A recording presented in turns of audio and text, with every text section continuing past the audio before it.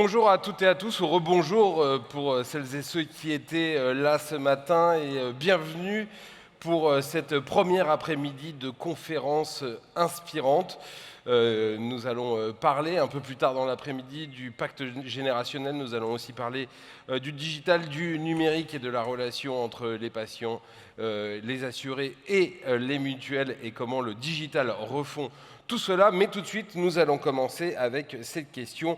Le climat est-il un nouveau défi pour la protection sociale? Vous allez me dire, quel rapport? Et pourtant, si on cherche bien, le rapport, il est criant. Le changement climatique, la pollution, l'alimentation, l'environnement, la température, autant de facteurs qui ont un impact sur la santé et donc sur la façon dont on va chercher à la préserver, à la protéger, cette santé. Alors, notre modèle de protection sociale est-il adapté? Faut-il le modifier? Comment fait-on changer les mentalités en matière de prise de conscience, mais aussi en matière de prévention? Autant de questions dont nous allons discuter maintenant avec nos invités. J'appelle Alice Depoux, Sylvie Benjaber et Cédric Audeny.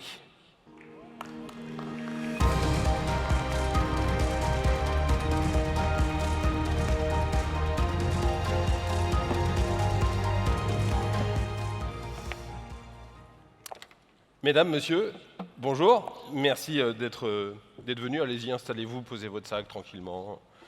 Pendant ce temps-là, je vais rappeler que vous qui êtes dans la salle, vous pouvez poser vos questions via l'application que vous avez sur votre téléphone.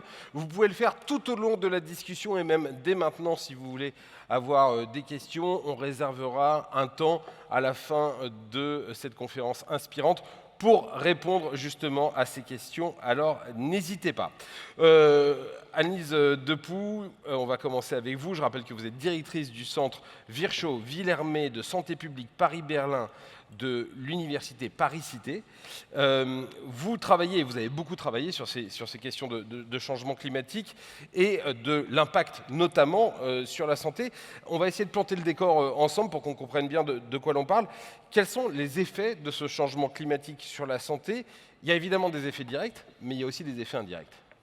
Tout à fait. Écoutez, je vous remercie de donner la place aujourd'hui à ces questions qui sont évidemment très, très importantes. Après deux décennies maintenant de recherche, les liens entre changement climatique et déterminants de santé sont aujourd'hui très bien établis. Et les déséquilibres du système climatique impactent la santé des populations, effectivement de façon directe, mais aussi de façon indirecte. De façon directe, je dirais, à travers la hausse des températures et la multiplication des événements climatiques extrêmes, désormais plus fréquents et plus intenses. On en a malheureusement fait l'expérience cet été. Et encore la nuit dernière, pas très loin d'ici, avec les orages. Tout à fait. Et une part importante de la mortalité imputable au changement climatique est indirecte, médiée d'une part par ses effets sur les systèmes naturels, donc la qualité de l'air, la disponibilité des ressources en eau, la biodiversité, la production alimentaire, et d'autre part, par ses effets sur les déterminants socio-économiques, l'accès aux soins, la qualité des infrastructures de santé, le niveau de développement, de stabilité des États et aussi les conflits géopolitiques. Donc je peux détailler, si vous voulez, allez-y, je vous en prie. De ces impacts. Alors, si on revient sur les événements climatiques extrêmes, donc les tempêtes, les inondations, les sécheresses, les incendies, en fait, ils ont doublé, pratiquement doublé entre la période 1980-1999 et 2000-2019. Donc ça, c'est sans compter les événements plus récents qui ont été très importants. Donc en 20 ans, ils ont doublé. Oui, tout à fait. Et donc, il y a évidemment la question de la mortalité directe que ces événements provoquent, mais il y a aussi une mortalité qui augmente de manière plus indirecte via l'exacerbation de pathologies en raison de la pollution de l'air causée par les incendies, ou bien évidemment la pollution de l'eau liée aux inondations, etc. Justement, ce qui est assez compliqué, c'est d'arriver à mesurer ces effets indirects. Là aussi, on a fait des progrès pour réussir à savoir ce qui était vraiment lié à ces aléas climatiques et ce qui était finalement lié, j'allais dire, à la vie quotidienne comme elle l'était avant. Oui, effectivement, hein, c'est toute la difficulté en fait aussi pour marquer aussi dans les consciences le lien entre santé et climat. Mais effectivement, le changement climatique aujourd'hui renforce un certain nombre de pathologies et aggrave voilà, ces éléments-là. On sait que voilà, durant les canicules, la mortalité cardiovasculaire représente la principale cause de décès, entre 51% et 64%, avec une association observée entre la température moyenne journalière et le nombre d'infarctus du myocarde létaux. Alors, tout ce que vous décrivez, Agnès Depaux, on pouvait en avoir une idée, on pouvait le pressentir déjà depuis Ouais. très longtemps, parce que ça fait quand même longtemps qu'on parle de ces questions. Et pourtant, on va se le dire, les choses ont mis longtemps, ou mettent longtemps à bouger, parce qu'elles Ouais. n'ont peut-être pas totalement encore bougé. Pourquoi, à votre avis, il y a ce décalage entre l'observation Ouais. des choses, leur objectivation avec des statistiques, et la recherche active de solutions? Alors effectivement, on dispose aujourd'hui en fait de l'essentiel des informations qui nous permettent d'établir le lien entre le changement climatique et les impacts sanitaires. Pour autant, en fait, ces informations, elles ne débouchent pas sur l'action, en tout cas celle dont on aurait besoin aujourd'hui pour faire changer les choses. Et c'est pour ça que j'utilise volontiers le terme d'apraxie climatique, dérivé en fait de la médecine, pour mettre en lumière en fait les problèmes de communication sur le climat. Petit rappel sur ce qu'est l'apraxie, parce que L'apraxie, tout en le monde ne fait, sait hein, pas. c'est le fait effectivement de ne pas pouvoir agir, en fait, hein, et c'est effectivement ce qu'on observe aujourd'hui, un manque d'action pour mettre en œuvre des mesures urgentes et nécessaires. Pourtant, l'enquête Eurobaromètre de juillet 2021 donne une image intéressante en fait de la forte importance accordée au changement climatique par les populations et aux impacts de la santé en termes de perception. En fait, c'est vraiment placé comme voilà, l'élément le plus important en fait aujourd'hui dans les consciences, mais malgré tout en fait ça n'aboutit pas à l'action. Alors ça tient en fait au biais, ce qu'on appelle le biais de disponibilité. Qui fait qu'en fait les individus sous-estiment les risques liés au changement climatique jusqu'à ce qu'en fait ils subissent eux-mêmes ou jusqu'à ce que leur famille en fait subissent les conséquences du changement climatique. Et donc on remarque que ce sont notamment les inondations en fait qui permettent cette prise de conscience et qui permettent de faire évoluer en fait ce biais. Donc je dirais qu'aborder le changement climatique en tant que problème de santé publique, c'est vraiment un défi de communication parce qu'il est crucial en fait de fournir aujourd'hui de nouveaux récits autour du changement climatique et en qualifiant, je dirais, l'urgence environnementale comme une urgence sanitaire, on peut ici espérer faire bouger davantage les lignes. Ah, c'est très intéressant parce que vous évoquez les politiques publiques. On va justement en parler avec votre voisin, Cédric Audony, commissaire général adjoint de France Stratégie. Vous avez notamment travaillé sur les soutenabilités. C'est-à-dire comment on prend en compte ces enjeux de changement climatique quand on établit justement des politiques publiques. Si on fait un parallèle avec l'industrie, dans l'industrie maintenant on parle d'éco-conception, c'est-à-dire qu'avant même de concevoir quoi que ce soit, un objet, un véhicule, on réfléchit à la façon à l'impact qu'il va avoir sur l'environnement depuis sa fabrication jusqu'au moment où il devrait être recyclé. Est-ce que cette éco-conception, elle est possible dans les politiques publiques? Bonjour à tous. Elle est possible, on n'y est pas encore.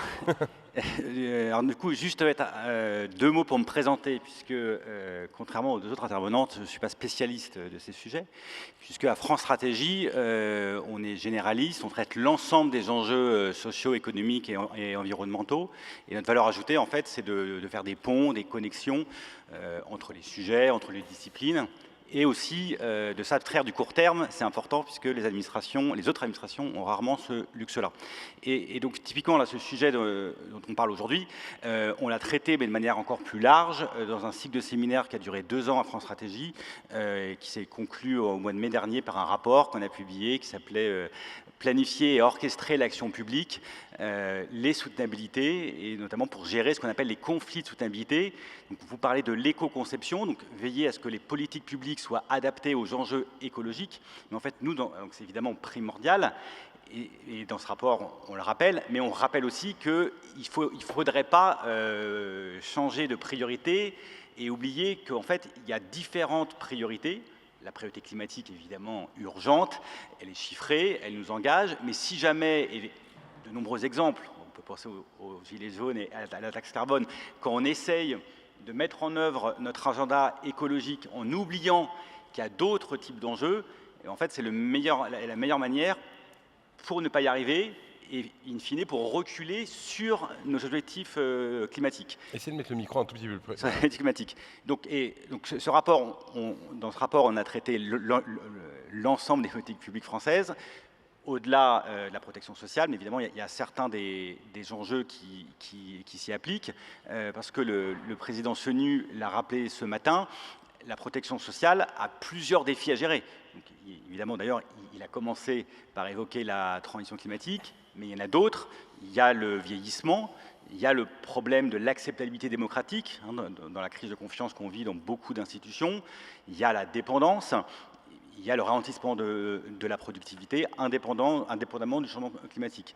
Donc nous, on insiste sur le fait qu'il ne faut pas traiter les sujets en silo, qu'une approche globale est nécessaire dès l'amont sur l'ensemble des enjeux. Et donc pour parler de la protection sociale, il faut évidemment mettre l'accent sur la culture de la prévention, la culture du risque, qui sont encore bien insuffisantes en France. Il faut prioriser les actions porteuses de co-bénéfices, on pourra en reparler, mais il y a un certain nombre de politiques publiques, pas toutes, mais qui servent à la fois pour la santé et pour le climat, et qui concilient qualité et sobriété. Il y a aussi l'aspect économique qui est extrêmement important. Le modèle de protection sociale, il est fondé comme beaucoup sur la croissance. Et notamment sur la croissance du nombre de cotisants et parfois du montant des cotisations. On le voit que cette question de la croissance, elle peut être remise en cause. On le voit aujourd'hui avec les questions d'inflation, de surinflation qui sont en train d'arriver et qui posent peut-être la question d'une nouvelle crise. On le voit aussi avec ces questions de sobriété. Est-ce que cela veut dire que pour vous, le modèle de protection sociale, en tout cas le modèle économique, il doit aussi chercher à se réinventer ? Alors, ce qu'on vient de dire, évidemment, que le modèle de protection sociale doit se réinventer. Et en plus, en particulier, il y a le sujet de la croissance économique, alors, qui va dans les deux sens. Parce que déjà, le changement climatique va avoir un impact, alors on vient d'en parler, sur la santé, mais il va aussi avoir un impact, plus simplement, j'ai envie de dire, plus prosaïquement, sur l'activité économique. On ne sait pas encore bien mesurer, mais ça, ce qui est sûr, c'est que ça va être négatif. Et donc, impact négatif sur la croissance, ça veut dire impact négatif sur les recettes. Et donc déjà, ça va mettre sous tension, encore plus qu'aujourd'hui, la protection sociale. Mais en plus, la protection sociale va aussi être impactée par les politiques publiques qu'on va mettre en œuvre pour lutter contre le changement climatique. Alors, sur ce sujet-là, il y a moins de consensus des économistes. On ne sait pas dire aujourd'hui si les politiques d'atténuation vont avoir un impact positif ou négatif sur la croissance économique. En fait, ça dépend beaucoup de comment on va s'y prendre. On entend souvent des scénarios roses, et d'ailleurs souvent les pouvoirs publics ont diffusé ces scénarios roses pour nous convaincre qu'il fallait y aller dans la transition. C'est plus facile à vendre qu'un scénario noir quand même. Exactement. Et c'est vrai que si on s'y prend bien, et si on va dire si les astres sont alignés, on peut avoir un impact positif en termes de croissance et d'emploi, mais il faut tout ça, ça dépend du contexte international, est-ce qu'on est les seuls ou pas à agir, ça dépend de la politique monétaire, ça dépend de l'efficience des politiques qu'on va mettre en œuvre. Toutes les politiques ne se valent pas en termes de changement climatique. Ça dépend de la fluidité des réallocations, ce qu'on appelle les économistes les facteurs de production. Dans quelle mesure le capital et les gens, nous, en quelle mesure on va se réallouer des secteurs polluants vers les secteurs verts. Donc déjà, sur ça, il y a une incertitude. On va dire que si on s'y prend bien, ça peut être favorable. Mais quel que soit l'impact des politiques qu'on va mener sur le changement climatique, il y a quand même un consensus pour dire que ça va accroître la tension pour le financement et la protection sociale, d'une part parce que les politiques vont réduire nos recettes publiques. Déjà, à partir du moment où on réduit la consommation de carburant, vous savez qu'en France, on taxe beaucoup les carburants, ce qui est évidemment très bien, mais le jour où on n'en consommera plus, ça fera un trou dans le budget qu'il faudra combler. Et deuxièmement... On a un peu de temps. Il y a un peu de temps, mais si on respecte nos objectifs, on espère que c'est un problème qui va arriver vite, évidemment. On n'y est pas encore. Et deuxièmement, on sait qu'on va avoir besoin de beaucoup d'investissements pour décarboner, pour réduire notre consommation d'énergie. Ça va devoir être financé en partie par le public. Et donc, avec des ressources constantes, ce qui sera donné à cet investissement, ça sera moins pour les autres usages et pour la protection sociale, peut-être.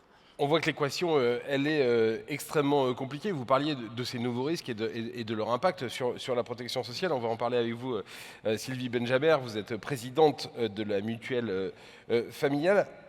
Ces nouveaux risques, ils sont multiples. Des inondations, des sécheresses, la pollution qui génère tout un tas d'impacts, comme le disait tout à l'heure Annelise Depoux. Comment on les couvre, ces nouveaux risques? Comment on les appréhende quand on est mutualiste? Avec le micro, c'est bien. Je vais essayer avec le micro. Donc, écoutez, avant de répondre tout de suite à votre question, je vais quand même parler de la mutuelle familiale. Mais allez-y, je suis invitée aujourd'hui, c'est qu'effectivement, on porte un certain message dans le mouvement mutualiste. Alors, j'ai le bonheur, effectivement, la mutuelle fête ses 85 ans cette année, je sais, je ne les fais pas. Ces questions, effectivement, de santé environnementale ne sont pas nouvelles pour nous. Nous sommes engagés depuis de très longues dates sur ces sujets.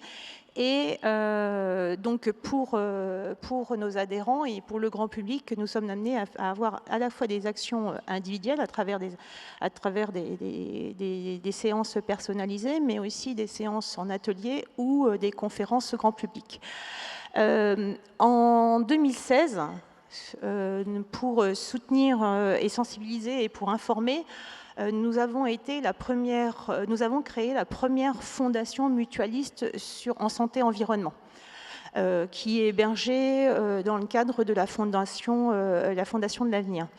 En 2018, donc il y a maintenant 4 ans, nous avons organisé un colloque au CESE sur la santé environnementale et maladies chroniques, coût de l'action, coût de l'inaction. Donc on est vraiment dans cette thématique-là aujourd'hui.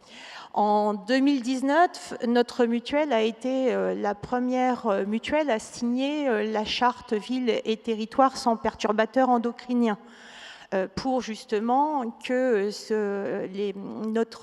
notre engagement se traduise aussi vis-à-vis des salariés et de notre propre entreprise dans notre manière d'agir.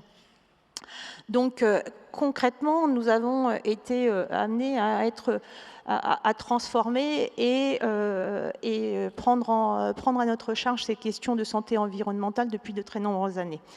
Alors maintenant, je vais répondre à votre question. C'est gentil de le faire. Non, mais... Je vous l'aurais reposé sinon, de toute façon. Alors, aujourd'hui, effectivement, ces questions, Annelise l'a évoqué, c'est du présent. Hein, en fait, la différence, c'est qu'on conjugue. On a pris conscience et aujourd'hui, on doit conjuguer au présent. Voilà, les actions, c'est maintenant. En fait, les enjeux, ça a été évoqué à la fois par les 2 précédents intervenants, c'est des enjeux sur notre système de protection sociale dans son modèle actuel, et on sait qu'effectivement, il n'a pas la capacité de faire face aux maladies chroniques et infectieuses liées à notre environnement. Donc, je n'aborderai pas les chiffres puisque vous les avez donnés. Mais si nous ne faisons rien, c'est effectivement on met en péril notre système de protection sociale, de sécurité sociale solidaire. Et ce n'est pas que nous, hein, dans le mouvement mutualiste, qui exprimons ce constat, c'est à la fois les scientifiques, c'est les politiques publiques et c'est l'Organisation mondiale de la santé. on est sur, effectivement, des dispositifs... il faut raisonner en une seule santé. Le fameux One Health. Exactement, Voilà. vous l'avez dit, j'ai évité de le dire. Voilà, moi je peux le dire. Mais justement, compte tenu de l'équation économique dont on vient de parler, compte tenu de l'augmentation des risques que l'on a évoqués, comment on fait, comment vous arrivez-vous à essayer de résoudre cette équation? D'arriver à couvrir ces risques, à protéger, et en même temps, sans mettre en péril le système économique, tout en prenant en compte l'augmentation des risques qui existent. Alors, nous, on le fait à notre petite échelle, mais ce qui est évident, c'est qu'effectivement, aujourd'hui, pour que ça soit supportable, en termes de supportabilité des risques, on est sur des données assurantielles. Ce n'est pas un mot vulgaire, l'assurance. À un moment donné, mathématiquement, pour pouvoir couvrir un risque, il faut qu'on arrête, dans nos réglementations, de segmenter. Aujourd'hui, on est réunis, mutualistes, mais dans les évolutions, on a des adhérents qui ne font plus le libre choix de leur complémentaire santé. Aujourd'hui, on aura l'occasion, j'ai l'occasion de rencontrer des adhérents, leur choix, ils se portent sur leur mutuelle. Pour ceux qui ont encore le libre choix de leur complémentaire santé, ils font le choix parce que nous sommes une mutuelle engagée sur ces questions de santé-environnement et de prévention. Et ce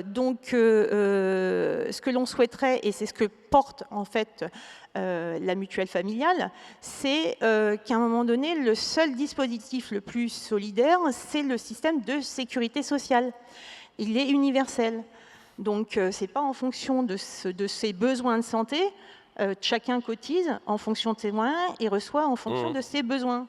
Donc, aujourd'hui, il faut sortir des mécanismes de segmentation et revenir sur une sécurité sociale de haut niveau qui intégrerait effectivement ce deuxième enjeu de tourner nos politiques publiques vers un système de prévention. Mais un système de prévention par les pouvoirs publics, par la sécurité sociale. Aujourd'hui, à l'origine, la sécurité sociale, elle a été pensée dans une optique curative, qui accaparait 97% des dépenses et à réduire la logique de santé à la logique de soins, mais qui ne permet pas d'enrayer la montée préoccupante des maladies chroniques. Avant de répondre aux questions qui sont en train d'arriver sur ma tablette, pour que la prévention soit efficace, il faut que non seulement on ait conscience des risques, ça on commence à tous en avoir conscience, mais qu'on ait conscience qu'ils peuvent nous concerner et qu'ils peuvent nous concerner demain. J'ai envie d'avoir votre avis justement là-dessus. Comment on fait pour qu'aujourd'hui on arrive à ce que les gens comprennent que c'est extrêmement urgent, que ça peut les concerner eux, pour que justement cette prévention soit efficace? Annelise Depoux. Je pense qu'il faut utiliser aussi des leviers, je dirais, positifs, en fait. Et notamment, la notion de co-bénéfice est très intéressante et peut constituer un levier particulièrement puissant. C'est-à-dire qu'il y a des pratiques et des usages qui permettent au quotidien, en fait, d'améliorer en fait sa santé en même temps qu'on agit en fait pour le climat. Donc réduire son alimentation carnée, avoir une mobilité plus active quand on le peut. C'est aussi réduire le risque cardiovasculaire par exemple et donc certaines pathologies. Donc cette logique en fait de co-bénéfice, elle peut être intéressante aussi en termes de prévention, pour justement agir aussi sur le climat. C'est vrai qu'Audenis, en matière de politique publique, tout un chacun peut être concerné par une campagne de prévention. On peut réduire sa consommation de viande, on peut décider de faire un peu plus de sport, etc. Mais quand on fait des campagnes comme manger 5 fruits et légumes par jour ou manger bouger, par exemple, comment on arrive à faire en sorte que ça arrive jusqu'aux personnes qui doivent recevoir le message et que donc cette prévention soit efficace? C'est en le martelant? Si j'avais la solution miracle, je ne serais pas ici. Non, mais c'est un tout, et encore une fois, il y a des choses qu'on a apprises par le passé, et ce qu'on sait, c'est que voilà, on peut plus raisonner avec des politiques qui sont pensées en vase clos dans des ministères et mises en place, parce que quand on fait ça, ça ne marche pas. On a besoin évidemment de politiques nationales et décidées au niveau centralisé, mais il faut qu'elles soient concertées, il faut qu'elles soient anticipées. Donc d'ailleurs demain, l'ouverture du CNR, Ouais, on n'en avait pas entendu parler encore. à laquelle le président en Chenu est convié. On verra ce que ça donne. Mais typiquement, l'idée que avant qu'un projet de loi arrive sur le bureau de l'Assemblée, qui ait le temps d'une concertation et pas juste d'une élaboration en vase clos, ça déjà, c'est un premier levier. Après, deuxièmement, je rebondis sur ce que vient de dire Annelise, c'est vraiment très important les co-bénéfices. On n'en parle pas assez. Enfin, en tout cas, peut-être qu'on en parle, nous, sur les estrades, mais les gens ne sont pas encore complètement convaincus du fait qu'il y a des actions qui sont bénéfiques pour eux, pour leur santé, pour la planète, et qui ne coûtent pas. Parce que les gens ont surtout l'impression, et parfois dans les débats publics, on parle beaucoup de choses punitives, mais on ne parle pas de choses qui sont gagnant-gagnant. Donc juste je compléterai, je crois que je ne l'avais pas cité, il y a aussi la rénovation thermique des logements. Donc France Stratégie a publié un rapport au début de l'année où on a montré que, alors, en particulier pour les ménages précaires qui sont dans des passoires thermiques, rénover leur logement, en fait, ça génère des gains en santé qui sont bien supérieurs aux gains en émissions carbone. Donc c'est même pas que le bénéfice santé est positif et bien accompagné, c'est qu'en fait il est même devant l'avantage climat, et donc du coup là normalement il n'y a pas de problème pour convaincre les gens. Le problème évidemment c'est que ces populations-là, c'est celles qui ont le plus de problèmes de trésorerie, et c'est à nous, pouvoir public, non seulement de financer l'essentiel, ce qu'on fait déjà, mais d'aller vers, parce que il suffit pas de financer l'essentiel. Annelise Depoux, vous vouliez ajouter quelque chose? Oui, je crois que parmi les mesures les plus urgentes, en fait, l'une d'entre elles, ce serait de former les médecins. Parce que s'il y a un bien endroit, en fait, où on s'informe et où on peut justement diffuser, en fait, ce lien entre santé et climat, c'est bien le cabinet du médecin, en fait. Parce que c'est aussi l'endroit où on va toucher, en fait, toutes les parties, en fait, de la population, en fait, le plus largement, et où on va pouvoir justement sensibiliser, prévenir et permettre de mettre en place une action, en fait, par une certaine conscientisation. Comme on l'a fait pour l'alimentation à une époque, pour le tabac, pour etc. Exactement. On pourrait le faire pour le climat. Exactement, je pense qu'on doit effectivement tirer les leçons positives, en fait, de toutes ces campagnes de prévention qu'on a mises en place. Mais former les médecins, c'est vraiment une urgence, parce que c'est pas encore le cas, en fait. Il y a trop peu d'heures, en fait, consacrées dans les cursus à cette question. Sylvie Benjabert. Oui, je voulais compléter, effectivement. Il y a vraiment des choix politiques à avoir, et il faut arrêter de prendre nos politiques, de faire des politiques publiques en silo. Il faut vraiment faire et travailler ensemble. Aujourd'hui, on parle effectivement d'informer, et comment on peut effectivement arriver à faire passer ce message qu'il y a une utilité, et que si on ne fait rien, on détruit et on casse notre système de protection sociale solidaire. Lorsque l'on a aujourd'hui, par exemple, on évoquait à table les médecins, où on n'a plus de médecins du travail. Des médecins du travail avaient des rôles d'information vis-à-vis des salariés. La même chose par rapport à l'école. On n'a plus de médecins scolaires, ou il y en a très peu. Et c'est vrai qu'on sait que l'accompagnement, la formation, l'apprentissage, la sensibilisation à ces questions d'écologie, d'environnement, c'est au plus jeune âge.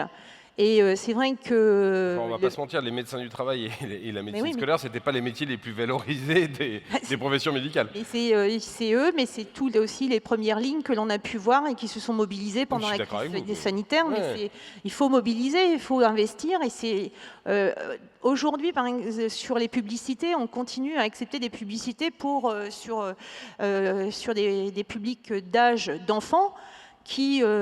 Avec des produits alimentaires qui ne sont pas bons pour la santé. Non, mais on leur dit de manger, bouger, à chaque fois. Après, il faut aussi leur apprendre à lire des étiquettes et peut-être refuser un certain nombre de médicaments. Oui, parce qu'il y a aussi la problématique du... Là, en l'occurrence, ce sont des aliments. Mais là, c'est pas forcément les meilleurs pour la santé. Mais c'est toute une démarche globale et effectivement, les politiques éducatives, il faut qu'elles prennent en compte aussi cette donne écologique et santé-environnement. Il y a deux questions là qui sont posées et qui se rejoignent, mais qui sont très intéressantes parce que il y a la question du climat qui doit être vue au niveau de la France, mais également au niveau mondial. La protection, évidemment, il va y avoir des vagues de migration climatique. Florence Vessieux nous dit « Quid de la protection sociale des personnes qui arriveront en France lorsque les conditions climatiques seront devenues invivables dans leur pays d'origine ?» Et je vais faire la relation avec une autre question qui vient d'arriver. Comment convaincre les pays en développement de l'idée de ces nouveaux défis alors qu'ils manquent de tout? Ils n'ont pas à manger, ils n'ont pas à se soigner. Anne-Lise, débrouillez-vous avec ça. Non, mais je sais que vous vouliez parler d'immigration, c'est aussi pour ça que c'est quelque chose d'important. Oui, parce qu'effectivement, le réchauffement climatique va, je dirais, renforcer en fait ces déplacements de population. Effectivement, parce que les systèmes de santé ne seront plus en capacité aussi de répondre à des besoins, ils ne le sont pas toujours déjà. Mais je voudrais rappeler que les déplacements de population, en fait, c'est pas seulement de pays pauvres à pays riches, en fait. Hein. C'est ça, mais c'est aussi, il y a différents types. Hein, entre pays frontaliers. Déplacements. Ouais. Et donc, voilà, je pense qu'il ne faut pas voir uniquement ce type de déplacement comme un appauvrissement et une crainte. De toute façon, on va devoir se confronter en fait à cette réalité. C'est déjà le cas. Mais c'est un paramètre à prendre en cause. Et sur l'autre question que moi je trouve intéressante, c'est qu'aujourd'hui, nous, on se pose la question parce qu'on est en France et qu'on est quand même un pays ultra privilégié.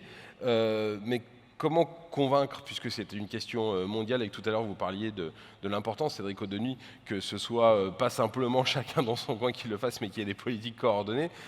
Quand on n'a pas à manger, quand on n'a pas de quoi se soigner, comment faire en sorte qu'on pense aussi au climat ? En France ou dans le monde? Dans le monde. Nous, on commence à y penser. Oui, pas encore. Non, mais évidemment, c'est le sujet clé des politiques d'atténuation au niveau mondial, mais j'ai envie de dire, il faut insister sur les gains qu'on peut avoir déjà en mettant en place des politiques d'atténuation au niveau national. Et donc, je reviens sur mes fameux co-bénéfices. Leur grand avantage, ils ont plusieurs avantages, mais leur grand avantage, c'est qu'il y en a une bonne partie qui nous bénéficie, même si les autres pays dans le monde ne font aucun effort climatique. Si on se chauffe mieux, on a moins de pneumonie en hiver, en été on supporte mieux les vagues de chaleur. Si on mange moins de viande et plus de bio, c'est bon pour notre santé. Si on supprime les voitures thermiques, ça fait moins de particules fines et donc c'est mieux pour la santé. Si on marche et on fait du vélo pour aller au travail, c'est mieux pour notre santé, etc. etc. Et j'en profite. Deuxième avantage d'ailleurs pour certaines de ces actions, c'est autant on sait que les politiques d'atténuation qu'on met en œuvre, même à supposer que le monde entier le fasse, en fait, les avantages, pour l'essentiel, on le verra dans 10, 20 ans, parce que malheureusement, on hérite déjà du stock, mais l'éco-bénéfice, ils peuvent avoir un impact très rapide. Si on a moins de pollution, si on mange moins de viande rouge, on peut avoir une diminution de risque d'accidents cardiovasculaires très rapide. Donc ça, c'est un des leviers. Et après, il ne faut pas être... C'est une question, peut-être la précédente aussi, il me semble qu'il aurait pu se poser il y a quelques années, Moi, il me semble qu'aujourd'hui, alors je suis peut-être trop naïf et trop optimiste, on a quand même, quand on regarde les principaux blocs dans le monde, l'Europe, les États-Unis, même la Chine, aujourd'hui, on est plutôt dans un mood où on a l'impression que les gens agissent. Alors, encore une fois, agissent pas assez, Et pas assez vite, toujours mais... un décalage entre leurs intentions et leurs actions, mais on n'en est quand même pas, il y a quelques années, on avait peur, nous en Europe, d'y aller seuls. Et même dans certains pays en développement, les choses sont en train de changer très vite et ils sont parfois même en train de nous dépasser parce qu'ils en ont plus vite conscience que nous. Une autre question qui montre comme cette question elle est extrêmement complexe et je trouve que la question est très intéressante, c'est comment penser le secteur de l'aide à domicile qui génère beaucoup de déplacements, puisque forcément il faut aller au domicile des gens avec les questions d'essence et d'électricité, alors que ces personnes qui font l'aide à domicile sont déjà en difficulté financière. Je trouve que cette question elle est intéressante parce qu'on se dit voilà, on va faire des déplacements en vélo, mais pour les gens qui sont des aidants, qui vont aider à domicile, eux, ils ont besoin d'un véhicule et aujourd'hui, ça leur coûte extrêmement cher. Écoutez, c'est un peu c'est des choix politiques, hein. À un moment donné, ces personnes-là, on en a besoin. Aujourd'hui, il faut aussi raisonner sur le reste à vivre. En 2019, il y a eu la crise des Gilets jaunes. On a eu un certain nombre d'enseignements. Ces questions-là, elles se sont posées sur les inégalités de territoire. Par rapport à des territoires qui ont du transport public et d'autres territoires où le seul moyen de se déplacer, c'est bien le véhicule. Donc il y a bien des choix à faire en termes de politique publique entre le gain, des investissements et des accompagnements qu'on doit avoir vis-à-vis de ces personnes en situation qui ne sont pas de précarité, mais c'est un cumul et il faut qu'ils aient un reste à vivre parce que sinon on ne séduit pas et un certain nombre de ces personnes, ce n'est pas qu'alimentaire, c'est un engagement et on l'a vu ce matin sur la vidéo, il y a des personnes qui sont engagées par rapport à ce qu'elles font, par rapport à ce qu'elles apportent aux personnes en situation de dépendance. Donc redonnons du pouvoir d'achat à ces personnes-là. Bon. Ce qui est très intéressant, c'est qu'on voit bien là qu'on peut décider d'une politique publique qu'on va voir vertueuse, mais que le diable se cache toujours dans les détails et qu'il y a toujours un endroit où la politique publique va créer des dysfonctionnements. Oui, non, tout à fait. Non, mais tout à fait. Je veux dire, l'imperfection des politiques publiques, on vit avec de toute manière depuis des décennies. Le problème avec le changement climatique, c'est qu'on a besoin. Là, je ne vais pas citer certains pays, mais parfois on a pu ironiser sur le fait que des pays vivaient très bien sans gouvernement. Mais là, le problème, c'est que avec le changement climatique, on a une réforme systémique à faire, et donc on doit faire avec les imperfections inhérentes et essayer de les résoudre au maximum. Donc nous, dans notre rapport, je n'ai pas le temps évidemment, mais voilà, c'est vraiment ce type de sujet très compliqué. Évidemment, on n'a pas résolu, mais en tout cas, on a passé 2 ans à y réfléchir et essayer de donner un guide pour faire mieux les choses.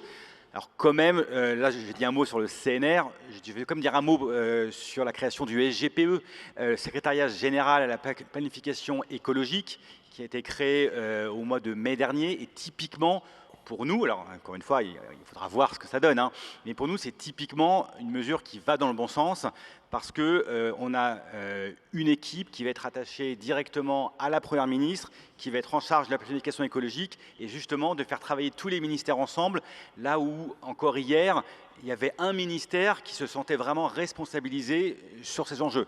Et il se battait à Matignon en essayant de gagner des arbitrages contre des ministères que je ne vais pas nommer. Mais qui sont plutôt situés dans le 12e arrondissement de Paris.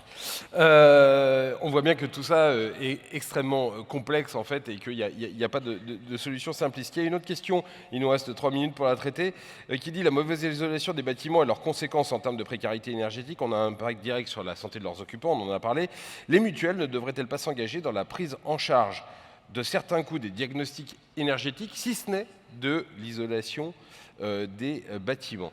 Sylvie Benjaber, est-ce que c'est des choses auquel vous réfléchissez? Alors, sur le diagnostic énergétique, ce n'est pas une prestation qu'on a intégrée dans notre tableau de garantie. Pour autant, effectivement, sur les données de santé environnementale, le conseiller en environnement, c'est quelque chose que l'on a intégré dans nos tableaux de garantie, puisque c'est quelque chose qui fait besoin, plutôt que de payer des consultations pour soigner des allergies ou ainsi de suite, autant effectivement faire les bons diagnostics. C'est un investissement, mais c'est un investissement plutôt que d'être d'un système curatif. Je vais quand même parler du CNR. Demain, il y a le président Chenu qui se déplace. Il aurait dû être en congrès aujourd'hui. Il faut qu'il passe un message fort. Il y a une création, le ministre de la Santé, c'est le ministre de la Santé et de la Prévention. Osons espérer qu'effectivement, avec la création de ce ministère, on impulse une nouvelle stratégie pour notre protection sociale en intégrant la donne prévention. Aujourd'hui, nous sommes des acteurs de la prévention, le mouvement mutualiste, mais il faut savoir qu'effectivement, on nous pointe du doigt sur nos frais de gestion.